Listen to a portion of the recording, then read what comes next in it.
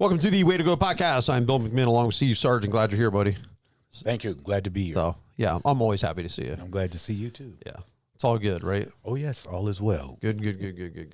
Anyway, we were talking about dealing with darkness. I heard a story at Celebrate Recovery about a young man who was in college, got caught up in drinking, blackout drinking 3 times a week, was trying to do better, get better, and his friends convinced him to go out with him. And then he's not like drink 1 or 2 and stop guy. So, he started drinking, keep drinking. And then somehow he got his keys back, in that evening and, had an accident in an intersection. Somebody got killed. He went to jail for 7 years. And man, I was fighting back the tears. Like I heard that. And then I came back in my office and shoo, man, it just broke my heart, to hear the story and realize how that darkness just affected that person's life and somebody wound up dead. And it's just one little story of thousands of stories. Oh, yes. And we hear dozens of people. It seems constantly somebody's dying of drug addiction. Mark just did a funeral for somebody who OD'd. And it's sad, and you look at it and you think to yourself, because it's true, what a waste. Mm-hmm. You know what I mean? What a waste. Oh, yes. We often don't consider when we get into things like that, the consequences, and then certainly we don't consider how it impacts others. Right. For sure. So, yeah, I mean, to me, it's all heartbreaking stuff. And so Jesus said, thief comes only to steal, kill, and destroy. I've come that they may have life and have it to the full. And that's John 10:10. And that's really a theme for our church is Christ came to give you a great life. Yes. And we want everyone to experience that. But the thief's here to kill, steal, and destroy. There's evil that has no better thing than to destroy. We were talking in our Bible study on theology, and we were talking about sin, and part of what leads to sin is deception. And so I was asking the people, do you think people deceive intentionally, or are they deceived? And they said, well, for the most part, we think that people really believe it when they're deceiving somebody else, if they're caught up in false doctrine or something else. I said, yes, but not a demon, like not the devil. The devil and evil is out to do this. Right. They come only to steal, kill, and destroy. That's their only purpose, is to wreak havoc in your life. Mm-hmm. So their deception is very intentional. As the Satan masquerades as an angel of light, he knows he's no angel of light, but he's going to masquerade that way. And that's the danger of it, is just this masquerading as light, masquerading as, hey, this is okay. This is really not a problem, whether it's adultery or addiction or pornography or whatever other thing we tend to justify. Oh, yes. And that is actually how he operates. And even if he comes to us and it may be the truth, behind it is deception. Right. He's not telling you the truth to set you free.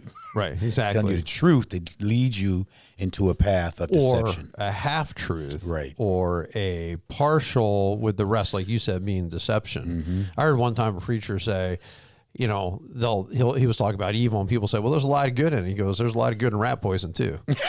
He said, help yourself. I think so good. But at the end, it's poison. At the end of the day, it's poison. I don't see how it's helping. So to beat darkness is what I was thinking. Well, how would you advise, this world? How would you advise people to stay out of darkness or to escape darkness? And, well, one thing, look at the consequences. I mean, turn to Christ for sure. But, look at the consequences of what in the world it is you're doing, because trajectory-wise, how are your actions leading in trajectory? Because you can tell this a lot by trajectory. People are getting closer together or further apart. Yes. The trajectory is, if you're not really talking to somebody, haven't really talked to them, you're not checking in with their Instagram, you're not making any comments. Trajectory, you're getting distant. There's nothing's going to change that if you don't change it. You have to look at trajectory. Where's this heading? Well, this is heading to, we're really not going to talk, and they're not going to be an important part of my life. If that's not what you want, then you have to do something to change that directory. That's right. Trajectory. You have to do that. I heard a pastor actually once say he had one of his best friends was also a pastor, and I don't know what disagreement they got into, but he told him, you lose my number and I'm going to lose yours. Right. Like, don't you call me and I won't call you. But after a while, because he has a relationship with Christ, it really convicted him that he had done that. And so he called the guy, and the guy answered the phone and said, "Who is this?" He said, "You know who I am." But long story short, they did make up, Right. and they were reconciled with each other and so on. But his conviction wouldn't allow him just to go on and not speak to the man anymore. Right. But trajectory, where are you headed? Like if you felt distance to your spouse, if I were to feel distant from Jerry, and then I handle that feeling distant by going out by myself, spending time alone, not really talking to her, am I helping that trajectory or just adding to it? You're adding to it. Right. So again, you got to think about, well, where am I heading? You know, a lot of people who commit adultery, they didn't start out wanting to commit adultery, but their trajectory was to that because of how often they contacted each other, what they thought of each other, the type of conversations they're having, so on and so forth. They're building a bridge that's allowing that to happen. Where's this heading? I mean, I just think that we have to ask that kind of stuff all the time. Like, where's this going to head? If you're too busy all the time and you never take breaks, well, where's that going to head? Yeah. Is it going to head to a nervous breakdown? Is it going to, I don't even, they even talk about that anymore today. People have nervous breakdowns. I don't even know, but They named it something else. is it going to head, maybe depression they call it, just, what's it going to head to? You know, that you quit, that you snap on somebody, that what? Trajectory, like you got to look at your trajectory sometimes and say, but where ultimately is that? If I keep on this line and I keep going this way, where am I going to wind up? And it may not be anywhere close to where you should be. That's right. That is so true. It's just like if you're traveling, you know, when you're driving, you're going on a long trip. Nowadays we have GPS and everything else, but you know, we used to have maps that we use, actual paper maps. I remember. Which I still have. Right. Some. I do like to look at them at times. Well, sometimes your GPS doesn't work and your phone doesn't work. Boy, you need a don't I map. know that. Right. Mine had me going off a cliff once in Pennsylvania, for real. That's like funny. it turned left here and like, oh, okay, so what's this? Right. The end. So if we don't forecast our trips and pay attention to where we're going, like you're supposed to be going north, but you're actually going south. Right. So you have to pay attention and keep up with where you're going. Right. And even if you've been there before, I've done that. I've been coming home from Cleveland and, you know, you're on the phone or something. You miss your exit. Right. Well, especially the first time you hike a path, like you don't know where it is if you're hiking a trail. Like I was in one, it was actually in a town and we're trying to find this waterfall. So I thought that it was along some ridge. Like I wasn't even sure how far down it was. So I start going probably south. And I think the path, I didn't know where the path was because I came out and here it was a road and there, I didn't see any sign. It was left of me. I'm looking right. I'm like, this path just disappears. So I'm like, oh, you must have missed it. Go back and walk through that field. And my wife's like, you're going the wrong way. I'm like, how do you know? She said, because your bubble's going the wrong way. Here's the trail. Look at where your bubble is going. You keep going that way. You know what I'm saying? You're further and further from the trail. And I could see, yeah, she's right. Like my little bubble guy, you know what I mean? You know, the little dot is going the wrong direction. So then I had to, get back. But I had to listen to her too. That was one thing. But yeah, I'm not here to miss the mark. You know, I'm not here to end up in the wrong spot. I want to end up in the right spot. Right. So if I want to end up in the right spot, trajectory, where am I heading? You look at pornography, drug use. You start using drugs. Okay, where's that headed? Yeah. You start looking at pornography. What's next? Yeah. What, you just going to stop? Is that it? Or you think you're just going to get away with it? You don't think it's going to pollute your soul? Is that it? You know, where I've always looked at it this way, if you don't look at it the first time, you don't have to worry about not looking at it the second time. That's true. You know what I'm saying? That's because you're shutting it down. And it exists like many things, unfortunately, in our world. It exists to get you hooked. Right. So you keep coming back. Right. You know, they put certain things in cigarettes so you won't just smoke one. Right. Absolutely. And you just keep coming back. To kill, steal, and destroy. That's what pornography is going to do. That's what adultery is going to do. That's what drug use is going to do. You got to understand early on it's going to be a disaster. And I've always, women are great. You know, I love women, but to chase them, you know, aside from my wife, which I do bug her all the time, you know, I'm always flirting with her and teasing her and stuff, but to go away from that, okay, this girl, man, but this other girl, she's so good looking. She's so nice. She's so funny, blah, blah, blah, blah, blah. And then when you do that, then what's next? That girl's so good looking. She's so funny, blah, blah, blah, blah, blah. Then you go there, that other girl, there's always greener grass. Yeah. It's like, it doesn't end. And that's why I look at some of these paths in my life. I'm like, but there's no end to it. Like if you're going to chase skirt, however you want to say it, there's no end to that.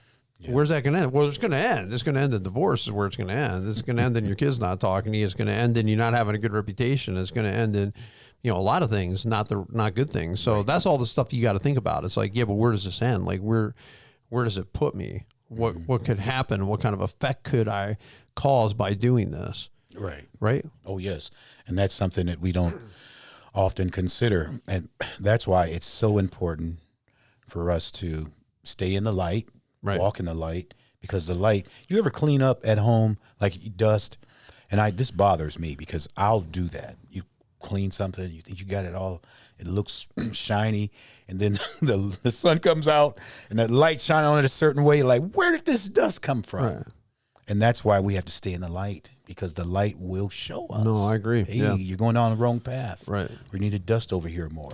Well, you hope your eyes stay good because, you're not shaving right now. You trim up probably. So I've shaved. Listen, I've seen people shave and older, huge sections miss it. Oh, yeah. You know what I'm saying? And I've often thought about that. It's just like a lighting problem. Mm-hmm. I've done it myself. Like I've been out and then Jerry's like, man, you missed a big spot. I'm like, I'm headed that way. I was actually at breakfast. One of the signs of getting older, in case you guys don't know, is talking about your health problems. And so I'm with this. There was this guy from Florida, another couple, me and Jerry, and I'm hearing talk about colonoscopies. I'm hearing talks about this hurts, that hurts, the other hurts, and I'm like, we're there. We're there. This is the kind of conversation I've always used to listen to and think, yeah, they're older. Where's this headed? See, that's what I got to ask myself. You start talking about all your doctor's appointments and all your health problems. Where's that headed? You know what I'm saying? Where's that headed? Probably nowhere good. I better consider that. I'll stop talking about the doctors and health problems. I'm tongue in cheek. I think it's totally, I was making fun of all of them for it. I thought it was so funny. But, look into the words, another thing. It says in James 1:21, get rid of all the moral filth and evil that is so prevalent, humbly accept the word planted in you, which can save you. And I love it. It's like that word in you can save you. Yes. And then Psalm 1, blessed is the one who does not walk in step with the wicked or stand in the way the sinners take or sit in the company of mockers, but who delight in the law of the Lord and who meditate on his law day and night. That person is like a tree planted by the streams of water, which yields his fruit in season and whose leaf does not wither. Whatever they do prospers. Not so the wicked. They're like chaff. The wind blows away, on, and then it's judgment and so on and so forth. But you get into the word, you're like a tree bearing fruit, and the leaf doesn't wither. And even in a drought, you're okay. You're solid if you're into the truth. So to me, getting into the word of God is a huge part of helping me to get out of darkness. Oh, absolutely. And it's what comes down to what we feed. If we feed our spirit, man or woman, with the word of God and things of that nature, that's what's going to be strong. Right. And we feed it other stuff, and that's what's going to be strong. I agree. Yeah. Didn't you have a quote about that? What you feed is what the dog inside, or did we hear? Maybe it was a movie. I don't know. Yeah, probably somebody else. Somebody else. I don't think that was one of mine. Maybe it was a movie. That's not sounding like one of mine. What animal inside of you feeding? You feeding a bad wolf, good wolf, something to that effect. You know what I'm saying? But whatever you feed is getting stronger, basically. So if I'm feeding myself the word of God, that's helping. In fact, listening to this young man's testimony and Celebrate Recovery on Tuesday is so touching. But he was talking about people sending him verses, and at first he said, when he got the verse, he would just look at it and, what does this mean? And then come to appreciate it, be so glad they sent them that verse and became such an anchor verse for him, in recovery. And just okay, and wondering verses that were hopeful, giving him a chance, does it even apply to me? Can I ever have the hope of, this verse that was sent? Is this for me? Can I experience this? And just thinking about it and just meditating on it and allowing that verse to be the good medicine for his soul, and how much that helped him. So yeah, don't ever, even when people are in darkness and struggling, helping them to see or giving them a good verse to put their minds on could be ultra helpful. Oh yes. That's the words that we say sometimes, because especially people like myself, I talk a lot. But we have power in what we say. Mm-hmm. There's power. We can inspire people, or we can depress them. There are people really discouraged out there. I mean, there are people having big problems, and even some church folks sometimes they feel they've been put down, or maybe a church they left, nobody cared, whatever it is. And just then they encounter you, not knowing who you are. I'm thinking like social media stuff. And yeah, sometimes I've found that I've had an opportunity to be an encouragement to some of those people that struggle a little bit, to just put some truth out there. So every once in a while, just throw some truth out there to help them, give them something to keep them up, from sinking. And I think the truth has that ability to be like that life jacket. It does. It just kind of keeps us up. And then also accountability, I think, is super important, because bad company corrupts good morals, man. That's always true. And, the people you hang around, what they say, show me your friends, I'll show you your future, right? So you look at it, and so here, if you're hanging with the wrong crowd, like that young man, I heard his story, a lot of his problem was who he's hanging around with is the issue. You get yourself with some good people who are believers and are strong and are going the right direction. That's going to encourage you in a positive way. Oh, no doubt. I often tell people, particularly in our area, like in our county, if you're trying to get to Cleveland, why are you hanging out with people that are on their way to Erie? Yeah. Because you're not getting there that way. You don't want to end up in Erie. Is that what you're saying? No. No, I get it, though. Erie has a lot of restaurants. So yeah, that's right. No, you got to get with the group that's going in the direction that you're trying to get to. Absolutely. I mean, I see it in the social media. You want to learn where waterfalls and cool stuff is, then get to know the hikers. Sure. Get to know the people that have been there, and they'll be giving you tips.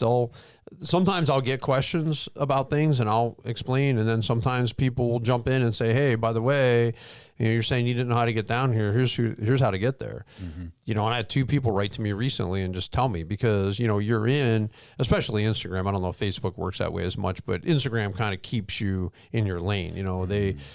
You're constantly in touch with hikers and kayakers, because that's what I post about. Okay. So that's the community you're going to be circling around. But yeah, you're hanging around and talking to those people. They're going to inspire you to do certain things and to get out and to see things and beauty. And we're constantly inspiring each other. There's one woman out on Lake Ontario in New York somewhere, and she is kayaking all the time. She's still kayaking in February. She bought herself a dry suit. And she'll get out there and take these like magnificent videos of sunsets. And every day, I'm telling you, every day this woman posts. Every day. Wow. Posts videos of being out on the lake. Now, some she gathers because it's stormy. Like right now, big storms up in their area. So she's not out in the stormy part, but she goes out when it's calm, and she'll collect these videos and then she'll share them. And you see the front of her kayak right there, and I'm just impressed with it. You know what I mean? This gal's getting out there. And I don't even know how old she is. I mean, she could be 40, she could be 60, like she could be 70. I have no idea like who it is, other than I see their name show up. And I wrote them today on a comment. I said, this is really inspiring. I said, I think envy's a sin. I'm sinning right now. I said, envy and you getting out on that lake, in February, it's pretty amazing. Have you ever been out like this time of year? No, because I don't have a dry suit. Okay. And it'd be wicked dangerous. I've never tipped my kayak, but man, you don't want to tip it in this. And you're seconds, a minute or two, you're done. Wow. Like you're not going to survive it, because your muscles can't move anymore. They get so cold. That's the problem. It's not your heart shutting down or stuff. Like your whole body is just going into this lethargy. You're not built to be in 30-some degree temperatures. So no, but I am inspired though by other people, and you hope to be, with good people around you. You're going to be inspired. Proverbs 27:17 is iron sharpens iron, so a person sharpens another. And that's a great verse. So find the people going your way, like you're saying, the people that are going to set a good example and hang with them. Yeah, that makes such a difference in our lives. And I think I know we need more people like that to aspire to. And even at the worst times in our life, we have to offer hope to people. Right. We have to offer hope to not give up. We make mistakes. We've fallen down. Don't give up. Come back. Right. I think about how much of my life, has been done based on what I've seen other people do. I went out and I don't have it finished yet, but we started building this patio out behind my house because my wife just for years said she wanted a fire pit. Well, I go to a friend's house and he cut down pine trees. He's very talented. Cuts down pine trees, makes a pavilion out of them for his house, puts a metal roof on it. Builds a patio all around it, builds a wall, a seating wall, fire pit, whole 9 yards.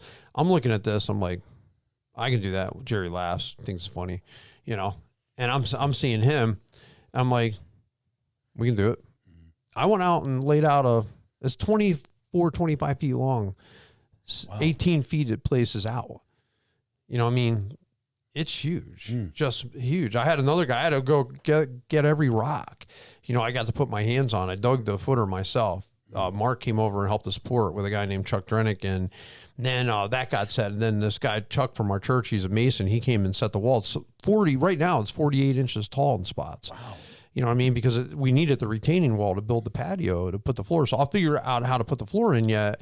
I'll do that this spring. But I was inspired. Like I saw this guy doing it. And I'm like, hey, it can be done. Yeah. It can be done. I'm doing a funeral for a guy. The guy built a house. He was never even trained on how to build houses. He went over and helped someone else who was doing like building stuff. He just figured it out. Wow. Like, yeah, I just figured it out. Built my own house. Yeah, of course you did. You know what I'm saying? It's just like the things people do. And then that makes you feel like, yeah, I can handle a patio. Like I can handle that. I went out one day because, you know, I see other people doing stuff and I had this tree down. I could have paid a tree service to come in and get it. And, you know, it's already on the ground. I'm like, well, I'm going to pay them $500. Might as well buy a chainsaw for myself for $500. Then I'll have the chainsaw when I'm done. You know what I'm saying? For future things, like I'll actually have the chainsaw, which I need. So that's what I did. You know what I mean? Because again, you just start to get in your mind, I can do this myself. You can do it. But you can do it yourself based on inspiration. Like people inspire you as far as what you can do and what's possible, correct? Yes. Inspiration is so important and so powerful. And the more of that we see, because we live in a dark world. We live in a dark world. There's a lot of gloom and doom. Man, when you can come in contact with that inspiration, yes, it's dark out, but guess what? Right. Be a light. That's right. In this darkness. Right. Light only works in the darkness. Right. Well, I think spiritually is you're not going to lead anyone someplace you haven't been. So you got to be, you know, into the word like ourselves. You know, we have a responsibility to be reading the Bible, to be praying, to be seeking God, and then we can pass that fire on to somebody else, right? You know, but as we set that example in faithfulness, of working hard, of it does count, man. I mean, absolutely, it does count. So to me, when I want to help out with the darkness, that's the kind of stuff I'm thinking about. Well, get around good people, look at the consequences, get into the Word of God. These are all things that will help you to come out. But you got to take it seriously, and you got to do stuff yourself because no one's pulling you out of darkness. Like. You got to see it. You got to want out. Yeah. And God's there to help you. God's always, the invitation's constantly returned to me. The invitation's always open. So for any one of you who feels like it's too late, no, you can come to God. It says it right in Joel chapter 2. And it's like, hey man, return to me with all of your heart. Yeah. I return with that mourning, fasting, the sorrow. I mean, like truly just, hey, you come back to God and then the things the locust ate, I'll make it up to you. You know what I'm saying? You just got to return to me. Anyway, we appreciate each and every one of you tuning in to listen to this. Hopefully it's been helpful. Jog some kind of good thought in your own head. You guys, you keep being a light yourself. We'll keep doing our job. You keep doing your job. All of us together. We will be a light and a good influence on other people. You have a great and an awesome week.